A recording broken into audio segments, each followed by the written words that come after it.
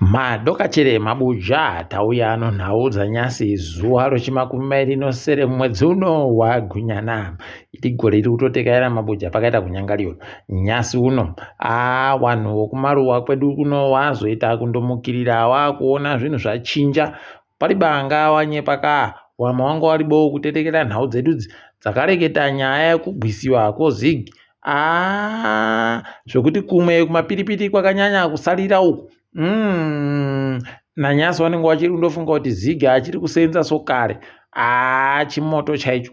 Idi kana muno hama dzenyu govapaiwo nhaudzi wachiterekera wachizvingwira wegani wagoramba wachiziva zvinenge zvichiitika munyika. Kureketa kuno wazhinji wadokerera wari kutsvaka zvokuti watenge asi zigi achiri kutenga basi wokutenga kwaaita kare. Munana TM muya umu zvinhu zvatochinja mabuja paita kunyangariwa idi nayawe pakaoma hwendo huno hino kuti zvichapera mushechere. Kwaina chamisa nyika yedu iri kufanira kuti ichinje mafungiro ichinje maitiro nokuramba zvinhu zvinochekuita anhu bato ribodzi mukusimudzira nyika nokuti nyika inofanira kusimuka kana wanhu wakaita kubatana. Agoreketa ipapa achireketai kuti aiwaba wanhu vari kufanira kuti izvezvi wafunge maitiro matsvawo matongerwo enyika kuitira kuti wanhu wanofanira kuwaka nyika wanhu wanenge vari kumapato akasiyana siyana zviri beye kuti ibato ripi raunenge uri asi kana unoseza hwekuita chinhu wopuwa mukana uchikwanisa kuita hwii kuti munhu anondoita zvese zvese achindoti wokumubato kwangu basi hwii kuti wamwe wese. Idi rekai tirambe takazviringa kuti zvinokoneka chere munyika iyoyi.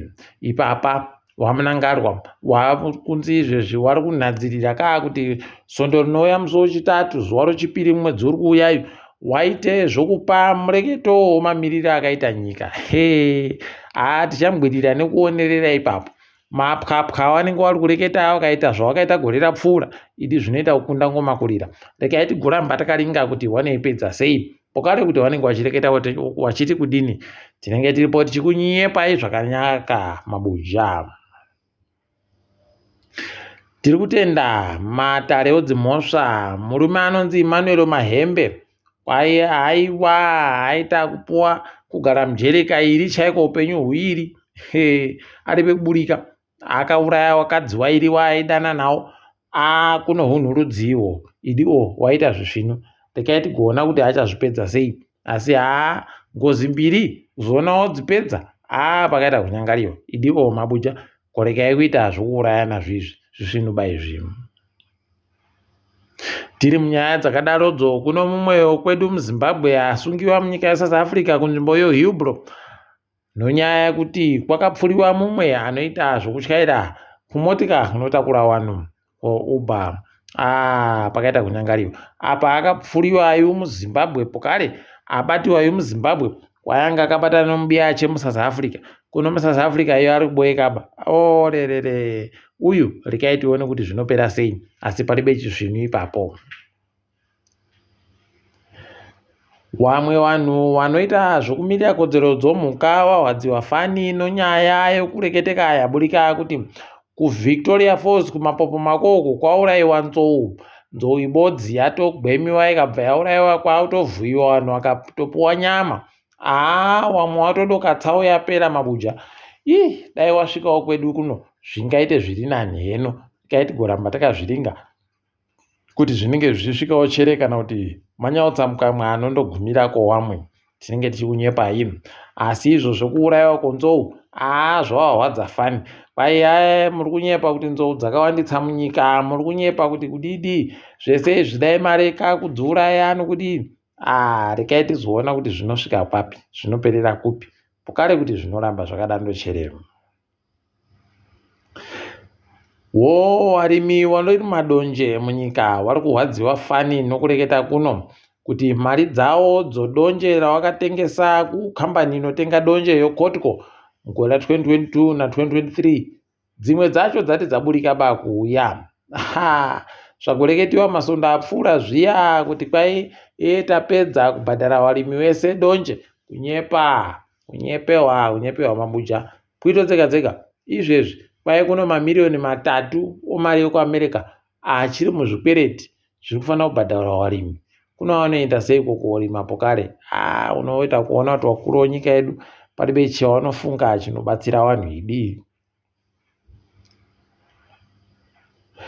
KuSouth Africa kumutambo magitari unonzi Standard Bank Joy of Jazz kwaikwarangariwa Oliver Mtukudzi nozvaakaita kunyaya dzomagitari, tikuti makorokoto edu waita zvinu.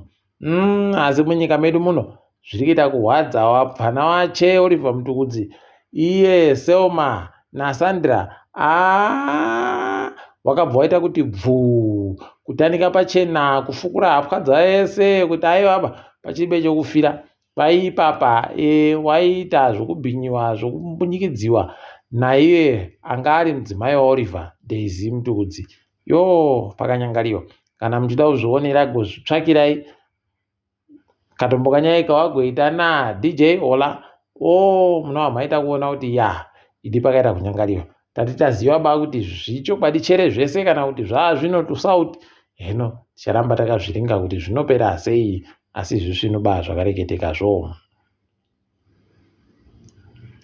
Wakuru wemajere munyika wagoti vanhu ngavareka kutambisirwa nguva, vanhu ngavagongwarire vanhu vari kuuya vachiti pano ndisu tiri kutsvaka vanhu vari kuda kuzoita magadhijeri, ndisu tiri kutsvaka vanhu vari kuda kuzoita magadhijeri. Kwai kuribe zvakadando. Mukandoona isiri advert yaisiwa nesu, aiwa goreka siyanai nayo. Rekai tigoona kuti zvinodaro chere nokuti wanosvikepi. Bato rinopikisa hurumende raValerio United Zimbabwe Alliance raagoti reketairo kuti tarambidziwa kuita musangano wedu watanga tichida kuita kwai nemapurisa kunokona kuita vanhu vanoda kuratidzira muguta reHarare. Rekai tione kuti zvinosvika papizvi. Iye Elizabeth hwadziwa fani sekureketa kwache, asi ticharamba takaringa hedu. Kumwe kuita kunoita kuti vanhu munyika medu warambe vachirwadziwa kureketa kuno. Kambani yondege yoSouth Africa, South African Airways, yareketa kuti yakutoingidzira ndege dzinobva kuZimbabwe dzichiuya muJoni, dzichibva Joni dzichienda Zimbabwe kuti dziite 12 chaidzo pasondo nepasondo. Izvezvi kuno 10. Ndipo unotoona kuti Air Zimbabwe yacho kana kuti ufunge kuti iri kumboita sei, unobva waita kuzisayidi. Rekai tirambe takaringa kuona kuti zvinoperera papi, asi zvinoramba zvichitihwadza kuti mari iri pabva Joni uchienda Harare, Joni Harare kapa pano mari tsvinu, kuno iri kundojiwa nevamwe. Isu waridzonyiwo mari yacho vanofanira kunge vachiipuwa paribe. Zvakaoma, asi rekai tirambe takazviringa. Tikaringadzo mutambo wekureketa kuno, wakomanawo Highlanders Hailanga-Bosso kureketa kuno kuburikidza naiye mukuru wechikwatacho anga ari musoja yuyu. Wagoreketa kuti haiwa tiri kurwadziwa fani nozvikiitika, kwai mitemo iri kutochinjiwa isusu kuti tireke kugopfumvura kuno. Haiwa ticharamba tichirwisa, rekai tione kuti zvinopera papi. Wari kurwadziwa kaano mari yawagonzo wabhadhare iyoyo. Rekai tirambe takazviringa kuti zvinenge zviena nokupi chaiko, tinenge tichikunyepai. Tikaringa mutambo yatambiwa nyasi, Magetsi adzimiwa kuZPC achidzimiwa noMutonzimbe. Wakomana weGreen Fuel watoita kupopomedza ipapo kabodzi kwa0. Wakomana weFC Platinum wabva waenda konyaradza iwo wakomana weHighlanders Hailanga-Bosso nokabodzi kwa0 pokare. Pakanyangara. Maswiti atadza kujanana pokare no wakomana wokuHwangemu. Paita 0-0 apo. Izvezvi Ngezi Platinum neSimba Bhora dzaita zvibodzizvo, waramba kugoedzana hawo kuramba hawo mabuja pakaita kunyangariwa. Asi nyasi taita kufaritsa chaiko, nokuti wafana wabenza uZANU-PF Herentaus wajiwa noDynamos Dimbare notuiri kukabodzi, tikuti makorokoto. Tikaringa mangwana kwaibhikita Minerals inenge itamba noManika Diamonds apa kepekepe yaFaraidzero ZANU-PF inenge iripo yakaringana nayadha yamagaya.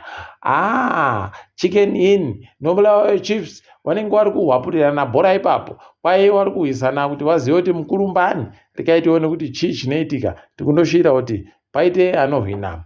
Apawo Chegutu Pirates inenge iripo novafanawo mafoni oTel 1 wachiringana usu nousu. Tinenge tichikunyepai kuti mbane anenge azokunda ipapo. Tolinga dziri kuitika pasi rese. Pasi rese tiri kutandira muSouth Africa.